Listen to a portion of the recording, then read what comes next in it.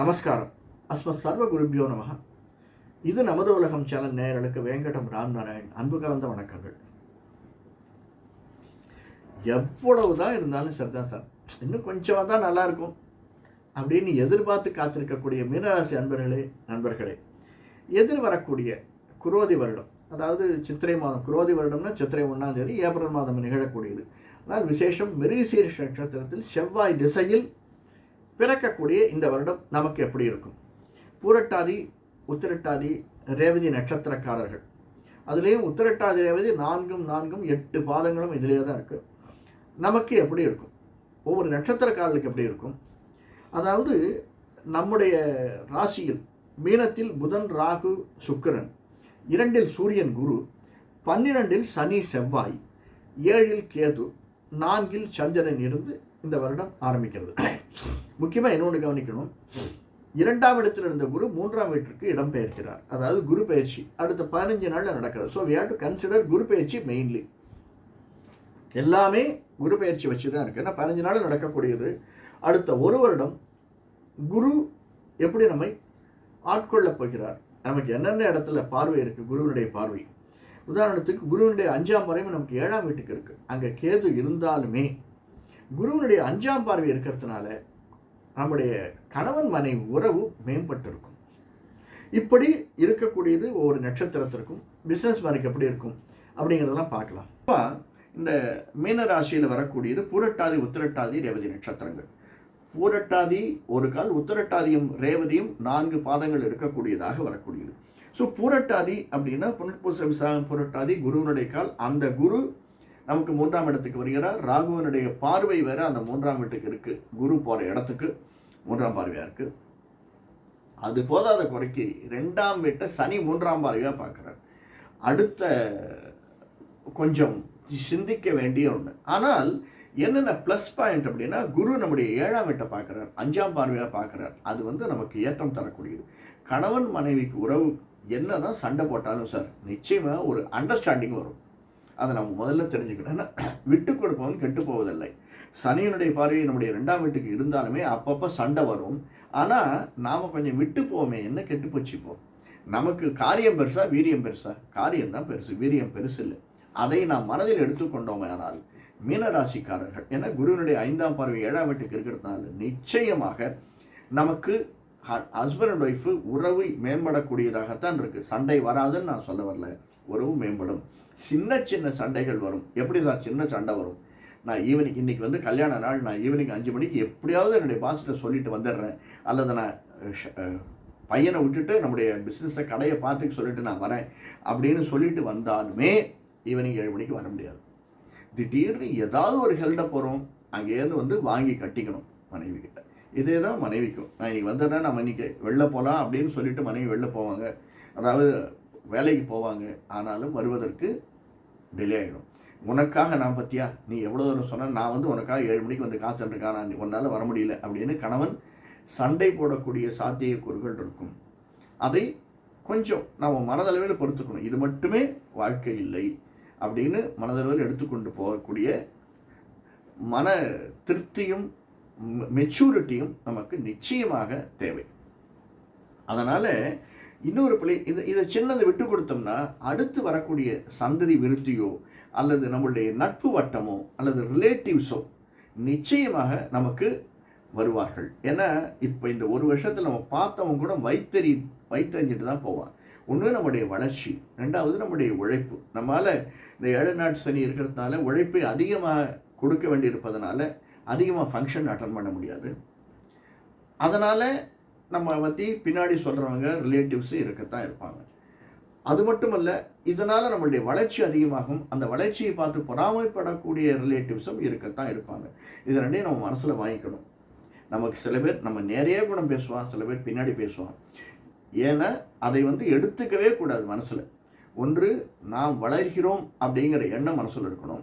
2வது, நம்ம அதிகமாக உழைக்கணும், உழைச்சாதான் வாழ்க்கையில் மேலே வர முடியும். உட்காந்துருந்தால் காசு வரவே வராது. சாதாரணமாக உட்காந்தா நமக்கு துன்பம் தான் வருமேடி, இன்பம் வராது. எந்த அளவுக்கு நம்ம உழைக்கிறோமோ, உழைச்சதுனால நம்ம தேஞ்சு போயிட மாட்டோங்கிற எண்ணம் நமக்கு இருக்கணும். அதனால் மீனராசிக்காரர்கள் நமக்கு அடுத்த ஒரு வருடம் சின்ன சின்ன இன்னல்கள், சண்டைகள், சச்சரவுகள் வந்தாலுமே அதையெல்லாம் மனதளவில் எதிர்கொள்ளக்கூடியவர்களாக நாம் அமைந்திருக்க வேண்டும். அது அடுத்தது 9ஆம் இடத்தை குரு பார்க்குறார். செவ்வாயினுடைய வீடு. இந்த குருவினுடைய பார்வை 9ஆம் இடத்துக்கு இருக்கிறதுனால ஒரு வீடு மாறுவதோ, முயற்சி எடுத்தால், பிரயத்தனப்பட்டால் நமக்கு நிச்சயமாக அது அமையும். அது வீடு, மனை, வாகனம் புதுசாக வாங்குறதா இருக்கலாம், இல்லை வீடு நம்ம ஒரு இடத்துல இன்னொரு இடம் டபுள் பெட்ரூம்லேருந்து ட்ரிபிள் பெட்ரூம் போகிறதா இருக்கலாம், இல்லை இந்த இடத்துல சரியாக தண்ணி வரமாட்டேங்கிறது, நம்ம வேறு வீடு மாற்றணும், அல்லது இங்கே தண்ணி அதிகமாக வருது, வேளச்சேரி மாதிரி இருக்கிற இடத்துல, தூத்துக்குடி மாதிரி இருக்கிற இடத்துல, அந்த இடத்துலேருந்து வெளில போகணும் அப்படின்னு நினைக்கிறவர்களுக்கு நிச்சயமாக வீடு மாறக்கூடிய சாத்தியக்கூறுகள் அதிகமாக இருக்குது. இது 2வது. 3வது, இது நாம் சொல்ல சாதாரணமாக புதுப்பலனாக இருக்கக்கூடியது மீனராசிக்காரர்களுக்கு. நம்ம புரட்டாதி உத்திரட்டாதி நட்சத்திரத்தை நம்ம பார்ப்போம். புரட்டாதி நட்சத்திரம் குருவனுடைய கால் அப்படின்றதுனால புரட்டாதி நட்சத்திரத்துக்கு அதிகமாக ஒத்துப்போகக்கூடியதாகவும் அமைந்திருக்கிறது. அடுத்தது உத்திரட்டாதி நட்சத்திரம். உத்திரட்டாதி சனியினுடைய கால். சனி நமக்கு 12ல் இருக்கார். என்ன சொன்னாலுமே 7 நாட்டு சனி அப்படின்னாலுமே சனி விரயஸ்தானம். 12 அப்படிங்கிறது விரயஸ்தானம். 12ஆம் இடத்துல விரயஸ்தானத்தில் விரயஸ்தானாதிபதி இருக்கிறதுனால 7 நாட்டு சனின்னு நம்ம ஒத்துண்டாலுமே அவருடைய லக்னத்தின் பிரகாரம் பார்த்தோம்னா நிச்சயமாக ஒரு ஏற்றம் தரக்கூடியதாக அமைந்திருக்கும். மீனராசிக்காரர்களுக்கு உழைப்பு அதிகமாக இருக்கும். அவருக்கு உழைப்புக்கேற்ற வருமானம் கிடைக்காது. எஸ்பெஷலி இந்த இதில் போகிறவங்களுக்கு ரொம்ப கஷ்டமாக இருக்கும். அதெல்லாம் நான் ஒத்துக்கிறேன். இருந்தாலுமே அவரவர்களுக்கு ஏற்ற மாதிரி கொஞ்சம் எல்லா சமயத்துலையுமே நம்ம 15%, 20%, 30% இப்படி ஒரு லாபத்தை எதிர்பார்க்கவே முடியாது. இந்த லாபத்தில் குறையக்கூடியதாகத்தான் அமைந்திருக்கும். நஷ்டம் வரும்னு நான் சொல்ல மாட்டேன். லாபத்தில் குறையும். என்ன, 9ஆம் வீட்டை குருவனுடைய பார்வை இருக்கிறதுனால நமக்கு நல்லதாக அமைந்திருக்கிறது. அடுத்தது ஆயில்யம் கேட்ட விதி புதனுடைய கால். புதன் நம்முடைய 4ஆம் வீடு. 4ஆம் வீட்டுக்கு அதிபதியான புதன் தனியாக இருக்கும்போது நமக்கு ஏற்றத்தை தருவான்.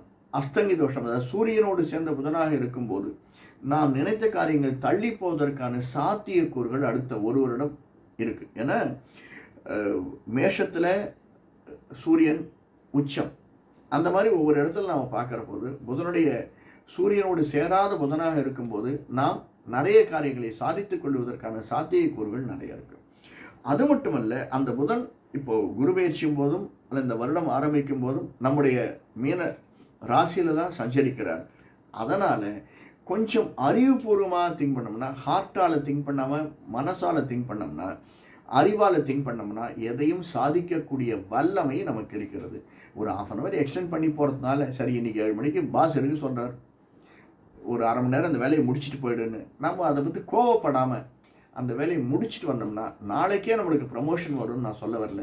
ஆனால் பாசனுடைய மனதை நாம் எதை சொன்னாலும் அவன் செய்யறான் அப்படிங்கிற ஒரு எண்ணம் வந்துடும். அதனால் ஒரு 6 மாதம் கழித்து நமக்கு நல்லவை நடக்கக்கூடும். இது ஒரு பெரிய ப்ளஸ் பாயிண்ட்டை நம்ம எடுத்துக்கணும். நிச்சயமாக இது புதனால் நமக்கு விளையக்கூடிய நன்மைகள், அதாவது ரேவதி நட்சத்திரக்காரர்களுக்கு. இதை தவிர பொதுவாக இந்த மீனராசிக்காரர்களுக்கு ஏன்னா அடுத்து வரக்கூடிய வருடம் நமக்கு குருவனுடைய வருடமாக அமைந்திருக்கிறது. மேஷத்துக்கு 2ஆம் இடத்துல ரிஷபத்தில் குரு இருக்கிறது அப்படிங்கிறது ஒரு நல்ல ஒரு பார்வையை தரக்கூடியதாக. 8 நம்முடைய லாபஸ்தானத்தை 11ஆம் வீட்டையும் குரு பார்க்கிறார். கணவன் மனைவி உறவு மேம்படும்.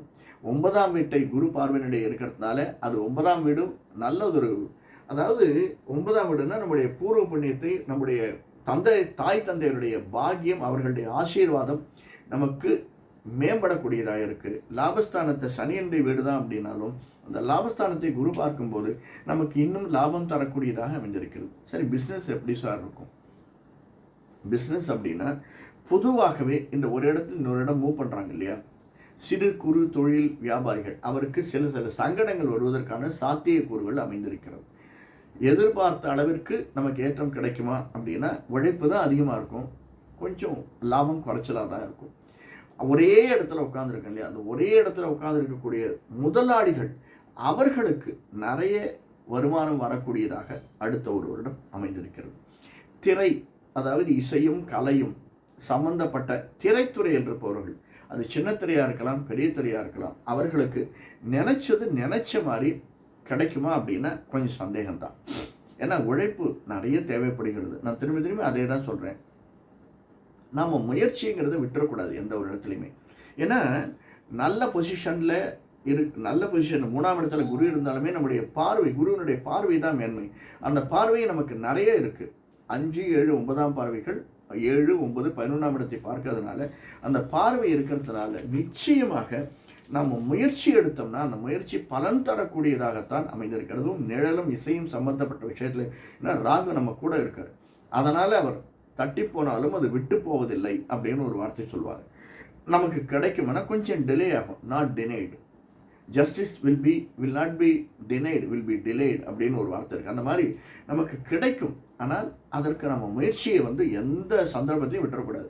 ஒரு டைரக்டருக்கு ஃபோன் பண்ணுறோம், ஒரு 4 தடவை ஃபோன் பண்ணிட்டோம், அவர் நாளைக்குன்னு சொன்னாலும் சரிப்போ இந்த மனுஷன் என்ன வேறு மனுஷனை பார்க்கணும்னு நினைக்கக்கூடாது.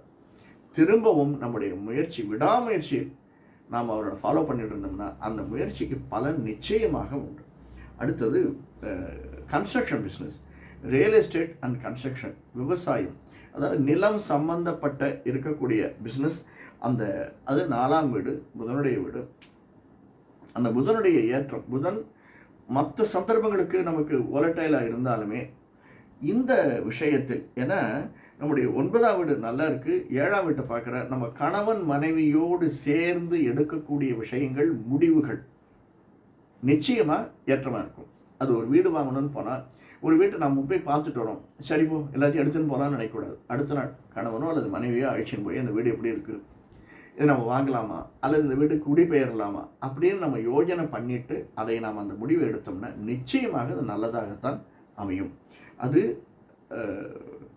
அதுவும் மீனராசிக்காரில் நமக்கு நிலம், வீடு, வாகனம் அமையக்கூடிய சந்தர்ப்பம், சூழ்நிலைகள் குறைச்சலாக இருந்தாலுமே ஆனால் அவை நமக்கு சேரணும். அதாவது நமக்கு ஒரு ஆடட் இருக்குது. அது குழந்தை பாக்கியமாக இருந்தாலும் ஒரு ஆடட், அல்லது வீடு மனை வாங்கணும்னாலும் ஆடட், அல்லது ஒரு இடத்துல இன்னொரு இடம் பெயர்ந்து ஒரு சிங்கிள் பெட்ரூமாக இருந்தோம் டபுள் பெட்ரூமுக்கு போகிறோனாலும் அது ஒரு ஆடட் அட்வான்டேஜ். இதையெல்லாம் கருத்தில் கொண்டானால் நம்ம தன்னிச்சையாக முடிவெடுக்கக்கூடாது. ஒன்றும் இல்லை சார், இப்போது நம்ம பார்ட்னர்ஷிப் வச்சுருக்கோம், பார்ட்னரால் இன்றைக்கி வர முடியல, ஒரு டீலை முடிக்கணும், சரி நான் போய் முடிச்சுட்டு வந்துடுறேன் அப்படின்னு போகக்கூடாது. அந்த டீலை தள்ளி போட்டு ஒரு 2 நாள் அல்லது 1 வாரம் தள்ளி போட்டாலும் அந்த பார்ட்னரையும் அழிச்சின்னு போய் பார்ட்னரோடு சேர்ந்து அந்த டீலை முடிக்கிறது உச்சிதமாக படுகிறது. தனியாக செய்வதை விட உச்சிதமாக படுகிறது எனக்கு. இது தொழிலில் எந்த தொழிலாக இருந்தாலுமே, அதுவும் ரியல் எஸ்டேட், கன்ஸ்ட்ரக்ஷன், நிலம் சம்பந்தப்பட்டது, நீர் சம்பந்தப்பட்டது, நிச்சயமாக அதை செய்வது என்பது மிக மிக மேன்மையை தரக்கூடியதாக அமைந்திருக்கிறது. மற்ற பிஸ்னஸ், மெடிக்கல் பிஸ்னஸ், மருத்துவத்துறை எப்படி இருக்கும்? இன்னும் 2ஆம் வீட்டுக்குரிய செவ்வாயினுடைய துறை அது. அந்த வீட்டில் தான் சூரியன் ஆரம்பத்தில் இருக்கார். அந்த வருட ஆரம்பம் குரு பெயர்ச்சி ஆரம்பத்திலே சூரியனுடைய வீடாகத்தான் இருக்கிறது. அது சூரியனுடைய உச்சம் பெற்ற வீடு.